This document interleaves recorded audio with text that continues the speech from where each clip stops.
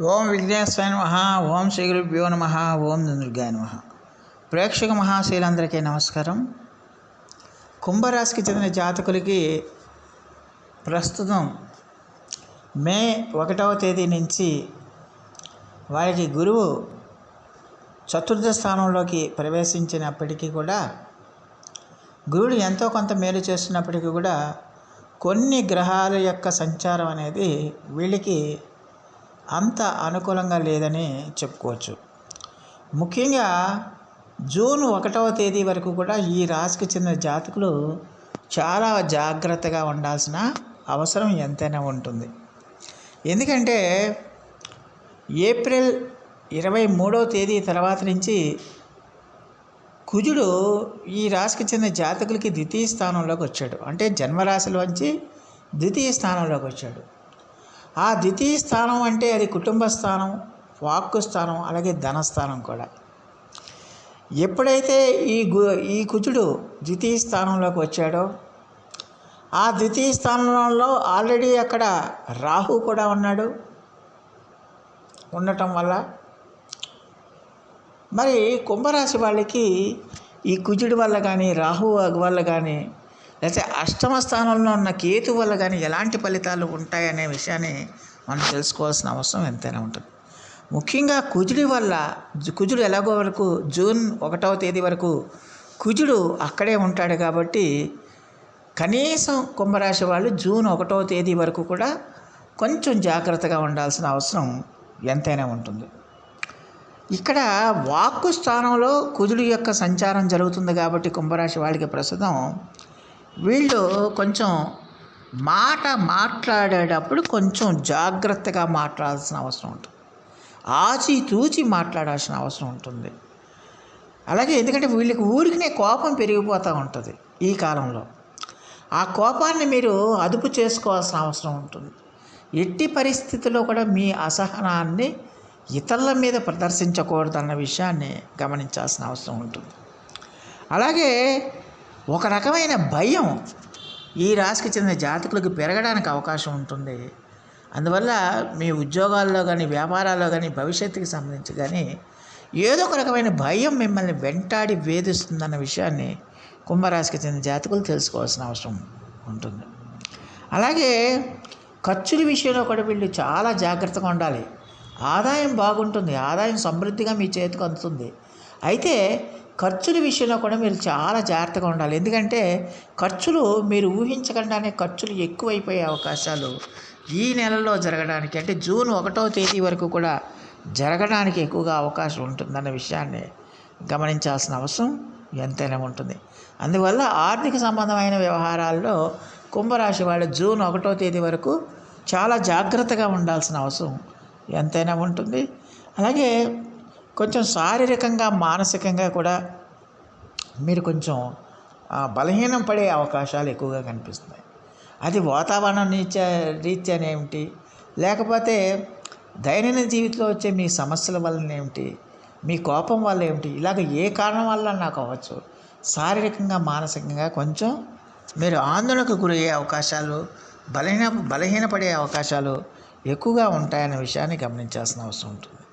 అలాగే మీరు చేస్తున్న కార్యక్రమాల్లో చిన్న చిన్న సమస్యలు, చిన్న చిన్న ఇబ్బందులు ఏర్పడడం వల్ల మీరు కొంచెం ఆ కోపం అనేది ఇంకా పెరగడానికి అవకాశం ఉంటుందన్న విషయాన్ని గమనించాలి. అలాగే ఈ రాశి వాళ్ళు ఎట్టి పరిస్థితుల్లో కూడా జూన్ 1వ తేదీ వరకు దుష్ట స్నేహితులతో ఎట్టి పరిస్థితులతో మీరు స్నేహం చేయకూడదు. కొత్త వారితో స్నేహం చేయకూడదు. కొత్త వారితో స్నేహం చేసినప్పటికీ కూడా వాళ్ళని గురించి ముందుగా మీరు స్టడీ చేయాలి. అవతల వాళ్ళు ఎటువంటి వాళ్ళో, ఎలాంటి అలవాట్లు ఉన్నాయో, అలాగే ఎలాంటి అభిరుచులు ఉన్నాయో ఇవన్నీ తెలుసుకుని వాళ్ళతో మీరు స్నేహం చేయాలి తప్పించి ఏమీ తెలుసుకోకుండా కనుక చేస్తే అవతల వాళ్ళు కనుక ఒకవేళ మంచివాళ్ళు కాకపోతే కనుక దాని ప్రభావం కూడా ఈ రాశి వాళ్ళ మీద ఉంటుందన్న విషయాన్ని గమనించాల్సిన అవసరం ఎంతైనా ఉంటుంది. అలాగే ఈ రాశి వాళ్ళకి మీ కుటుంబ సభ్యులతో కూడా మీరు చాలా జాగ్రత్తగా ఉండాలి. కుటుంబ సభ్యులు మీ ఎవరైనా సరే, మీ పార్ట్నర్ కానీ, పిల్లలు కానీ, ఇతరత్ర ఎవరైనా బంధువులు కానీ, అక్క చెల్లెళ్ళు కానీ, అన్నదమ్ములు కానీ ఎవరైనా సరే మీ కుటుంబ సభ్యులతో మీరు ఎంత సౌమ్యంగా ఉంటే అంత మంచిది. ఎంత ఓర్పుతో ఉంటే అంత మంచిది, ఎంత జాగ్రత్తగా ఉంటే అంత మంచిది. ప్రతి వ్యవహారాన్ని కూడా మీరు ఆచితూచి మాట్లాడాలి, ఆచితూచి వ్యవహరించాల్సిన అవసరం ఉంటుంది. మీ అసహనాన్ని మీ కుటుంబ సభ్యుల మీద ఎట్టి పరిస్థితుల్లో కూడా ప్రదర్శించకూడదు. దానివల్ల ఒకవేళ కనుక ప్రదర్శిస్తే కనుక దానివల్ల ఘర్షణలు, గొడవలు జరిగే అవకాశాలు లేకపోలేదన్న విషయాన్ని గమనించాల్సిన అవసరం ఉంటుంది. అలాగే జూన్ 1వ తేదీ వరకు కూడా వీళ్ళకి ప్రయాణాల నిమిత్తం వల్ల కానీ, లేదా ఇతరత్ర ఉద్యోగ నిమిత్తం కానీ, వ్యాపార నిమిత్తం వల్ల కానీ ఈ భోజన సౌఖ్యానికి సంబంధించి ఇబ్బందులు కలగడానికి కూడా ఎక్కువగా అవకాశం ఉంటుందన్న విషయాన్ని గమనించాల్సిన అవసరం ఎంతైనా ఉంటుంది. అలాగే ఈ రాశికి చెందిన జాతకులకి ద్వితీయ స్థానంలో మరి రాహు యొక్క సంచారం కూడా ఖర్చులు విపరీతమైన ఖర్చుల్ని సూచిస్తుంది. అందువల్ల ఖర్చులను అదుపులో ఉంచుకోవాల్సిన అవసరం ఎంతైనా ఉంటుందన్న విషయాన్ని గమనించాలి. అలాగే మాటను కూడా అదుపులో ఉంచుకోవాల్సిన అవసరం ఎంతైనా ఉంటుందన్న విషయాన్ని గమనించాలి. అలాగే అష్టమ స్థానంలో ఉన్న కేతువు వల్ల ఖచ్చితంగా మీ విలువైన వస్తువులు ఏవైతే ఉన్నాయో వాటిని జాగ్రత్తగా చూసుకోవాల్సిన అవసరం ఉంటుంది. ఎందుకంటే మీ విలువైన వస్తువులు చోరీకి గురయ్యే అవకాశాలు లేకపోలేదు. అందువల్ల మీ విలువైన వస్తువుల్ని ఎంత జాగ్రత్తగా చూసుకుంటే అంత మంచిది. కొత్త వ్యక్తుల్ని నమ్మద్దు, కొత్త వాళ్ళని నమ్మద్దు. వాళ్ళ మీద ఒక కన్నేసి మీరు ఉండాల్సిన అవసరం ఎంతైనా ఉంటుంది. ఆరోగ్య విషయంలో కూడా చాలా జాగ్రత్తగా ఉండాలి. ముఖ్యంగా దీర్ఘకాలంగా మీరు ఏదైనా అనారోగ్యాలతో బాధపడుతుంటే కనుక ఖచ్చితంగా జాగ్రత్తగా ఉండాల్సిన అవసరం ఎంతైనా ఉంటుంది. ఎట్టి పరిస్థితుల్లో కూడా మీ ఆరోగ్య విషయంలో నిర్లక్ష్యం చేయకూడదు. ఎలాంటి చిన్న సమస్య వచ్చినా కూడా వైద్యుల పర్యవేక్షణలో చికిత్స చేయించుకుని మీరు ముందుకు వెళ్ళాల్సిన అవసరం ఎంతైనా ఉంటుంది. అలాగే వాహనాలు నడిపేటప్పుడు కూడా మీరు చాలా జాగ్రత్తగా ఉండాలి. 2 వీలర్స్ కానీ 4 వీలర్స్ కానీ నడిపేటప్పుడు ఎంత జాగ్రత్తగా ఉంటే అంత మంచిది అవుతుందన్న విషయాన్ని గమనించాల్సిన అవసరం ఎంతైనా ఉంటుంది. మొత్తం మీద చూస్తే కుంభరాశికి చెందిన జాతకులు జూన్ 1వ తేదీ వరకు కూడా మరి ఈ యొక్క కుజుడికి సంబంధించి కుజుడు ద్వితీయ స్థానంలో ఉండటం వల్ల జూన్ 1వ తేదీ వరకు కూడా కుంభరాశి వాళ్ళు జాగ్రత్తగా ఉండాల్సిన అవసరం ఎంతైనా ఉంటుంది.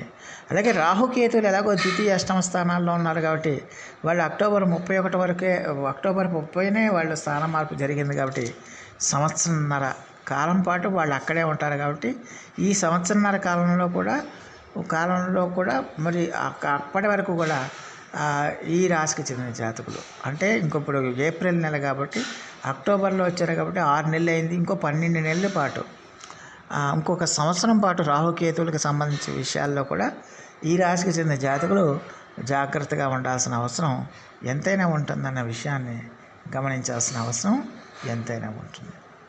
సో ఏ గ్రహం బాగోకపోయినా, ఏ సమస్య వచ్చినా, ఎలాంటి ఇబ్బందులు వచ్చినా కూడా మీరు మొట్టమొదటిగా ఆందోళనకు దూరంగా ఉండండి. నెగిటివ్గా ఆలోచించకూడదు, నెగిటివ్ థింకింగ్ చేయకూడదు. ఆందోళనకు దూరంగా ఉండండి. సమస్యలు అనేవి వస్తూ ఉంటాయి, పోతూ ఉంటాయి. దాని గురించి మీరు తీవ్రంగా ఆలోచించద్దు. ప్రతిరోజు కూడా మీ ఇష్టదైవాన్ని మీరు ప్రార్థించండి, ఇష్టదైవ నామస్మరణం చేయండి. ఖచ్చితంగా మీకు ఎలాంటి చెడు ఉన్నా, ఎలాంటి ఇబ్బందులు ఉన్నా వాటంతట అవే ఆ దైవానుగ్రహం వల్ల వాటంతట అవే తొలగిపోతాయి అన్న విషయాన్ని విశ్వాసంతో మీరు ముందుకు వెళ్ళాల్సిన అవసరం ఎంతైనా ఉంటుంది.